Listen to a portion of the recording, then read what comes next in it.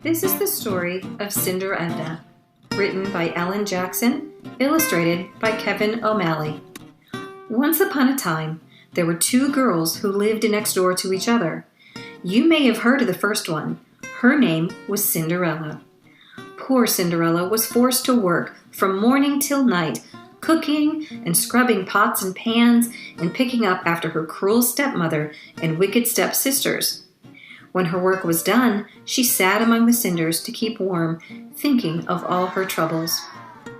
Cinder Edna, the other girl, was also forced to work for her wicked stepmother and stepsisters. But she sang and whistled while she worked. Moreover, she'd learned a thing or two from doing all that housework, such as how to make tuna casserole 16 different ways, and how to get spots off everything from rugs to ladybugs. Edna had tried sitting in the cinders a few times, but it seemed like a really silly way to spend time. Besides, it just made her clothes black and sooty. Instead, when the housework was done, she kept warm by mowing the lawn and cleaning parrot cages for the neighbors at $1.50 an hour. She also taught herself to play the accordion. Even with her ragged, sooty clothing, Cinderella was quite beautiful. Edna, on the other hand, wasn't much to look at. But she was strong and spunky, and she knew some good jokes, including an especially funny one about an anteater from Afghanistan. Now one day, the king announced that he would give a ball, and that all the ladies of the land were to be invited. Cinderella's stepsisters sat about choosing what they would wear. All day they ordered Cinderella around as they made their preparations. Cinder Edna's stepsisters were excited too. On the evening of the ball, they trimmed their toenails and flossed their teeth. They put on their most beautiful gowns and drove away, leaving Edna behind to clean up after them. Cinderella sat among the cinders and sighed. "Oh, how I wish I had a fairy godmother who could change these rags into a beautiful gown so that I too could go to the ball." No sooner said than done. Cinderella did have a fairy godmother, and she just happened to be passing by. With a wave of her magic wand, she changed Cinderella's rags into a beautiful gown.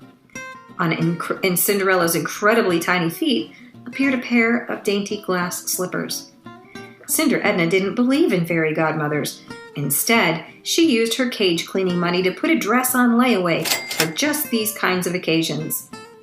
"And my comfortable loafers will be perfect for dancing," she said as she slipped them onto her feet. Meanwhile, Cinderella's big, bright eyes brimmed with tears. "But fairy godmother, how will I get to the ball?" The fairy godmother was surprised that her goddaughter couldn't seem to figure out anything for herself. However, with another wave of the wand, she changed a pumpkin into a carriage, 6 white mice into horses, and a stray cat into a coachman. "Be sure to leave before midnight," she warned Cinderella as she helped her into the elegant carriage. Cinder Edna took the bus. When Cinderella arrived at the ball, everyone thought she was a princess. The king's son, Randolph, was taken with her great beauty. He asked her to dance, but Cinderella could only sway a bit to the music. She was afraid of messing up her hair, and she knew those fragile glass slippers would break if she danced too hard. Just then, Cinder Edna entered the room. She made straight for the refreshment table and poured herself some punch. It was Randolph's princely duty to greet everyone, and so he came over to say hello. "What's it like being a prince?" Edna asked to make conversation. "Quite fantastic," said the prince. "Mostly I review the troops and sit around on the throne being brave and wise." He turned his head so that Edna could see how handsome his chin looked from the right side. "Boring," thought Edna. "Excuse me, but we recycle plastic around here," said a little man with glasses and a warm smile. "Just ignore him," said Randolph. "He's only my younger brother, Rupert. He lives in a cottage in the back, and he runs the recycling plant and a home for orphaned kittens." Cinder Edna immediately handed Rupert her cup. "Would you like to dance?" asked Rupert. Cinder Edna and Rupert danced and danced. They did the storybook stomp and the cinnamon twist. They did the worm and the fish. They boogied and woogied. At last they stopped for a round of punch. Edna learned that Rupert, 1, loved tuna casserole, 2 played the concertina, 3 knew some good jokes. She told him about the anteater from Afghanistan, and he told her the one about the banana from Barbados. They were deep in a conversation about gum wrappers and rusty tin cans when the clock began to strike 12. "Oh," cried Cinderella, running for the door. "The magic spell disappears at midnight." "Oh," said Cinder Edna, running for the door. "The buses stopped running at midnight." Randolph and Rupert ran after the 2 girls. "Wait, wait," they called, but it was too late. As the girls vanished into the night, the 2 princes ran smack dab into each other on the palace steps. Whap! They landed with a thud. Rupert's glasses went flying and broke into a million pieces on the cement. "Look what you made me do," said Randolph. "Now she's gone, the only girl I'll ever love." "Well, did you get her name?" asked Rupert impatiently. "The one I love is named Edna." "Gee, I forgot to ask," said Randolph, scratching his head. As Rupert got up, he stumbled over something. When he leaned close to look, he saw 2 shoes lying side by side on the steps. One was a scuffed-up loafer. The other was a dainty glass slipper. "Those definitely need to be recycled," he said. "No, no," said Randolph. "This is how we'll find them. We'll try these shoes on all the women in the kingdom.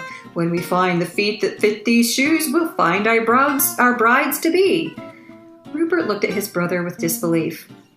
"That is positively amazing," he said. "The most amazingly dumb idea I've ever heard. You could end up married to a toad. I have a much better idea." But Randolph wouldn't listen. He ran to his room to get his beauty sleep. The next day, he put his plan into action. He went to every house in the kingdom, trying to cram women's feet into the glass slipper. Rupert, too, put his plan into action. First, he looked up all the Ednas in the palace directory. Then, he visited them and asked each one this question: "How many recipes do you know for tuna casserole?" Randolph soon became discouraged. All the feet he saw were either too large, too wide, too long, or adorned with electric pink toenail polish. Rupert, too, was discouraged. While some Ednas could name tuna casserole with pecan sauce, and others could name some tuna casserole with sour cream and rice, no one could name more than 7 kinds of casserole. Finally, Randolph got to Cinderella's house. The cruel stepsisters were eager to try on the glass slipper, but of course it didn't fit either of them. Suddenly, Randolph noticed a woman in rags sitting forlornly among the cinders in the corner. Something about her seemed familiar. "Oh, miss, why don't you try this on?" he suggested. With trembling hands, Cinderella tried on the glass slipper, and it fit perfectly. Randolph swept her up in his arms and carried her away to the palace so they could be married. Meanwhile, Rupert reached Cinder Edna's house. Her wicked stepsisters wanted to try on the loafer, but Rupert wouldn't let them because they weren't named Edna. At that moment, Cinder Edna came in from mowing the lawn. Her heart almost stopped when she saw Rupert. He blinked nearsightedly at her. Without glasses, Cinder Edna looked something like a large plate of mashed potatoes. "Are you, let's see, Ash's Edna?" he asked, peering closely at the list of names. No, I already talked with her." He wasn't sure these Ednas with the extra name counted, but he'd already tried the just plain Ednas. Cinder Edna," she said. "Oh, well, can you name 16 different kinds of tuna casserole?" "Of course," she said, and she began to name them. She rattled off 15 different kinds, including tuna casserole with pickled pig's feet.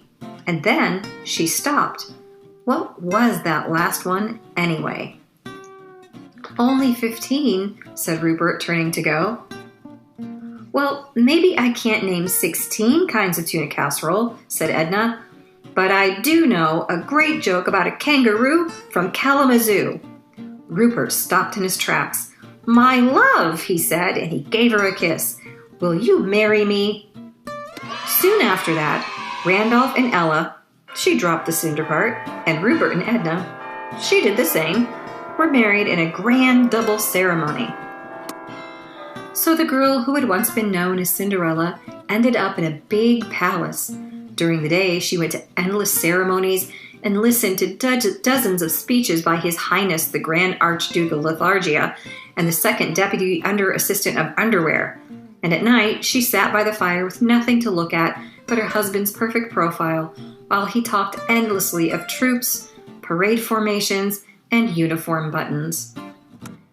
And the girl who had been known as Cinder Edna ended up in a small cottage with solar heating. During the day, she studied waste disposal engineering and cared for orphan kittens. And at night, she and her husband laughed and joked, tried new recipes together, and played duets on the accordion and concertina. Guess who lived happily ever after?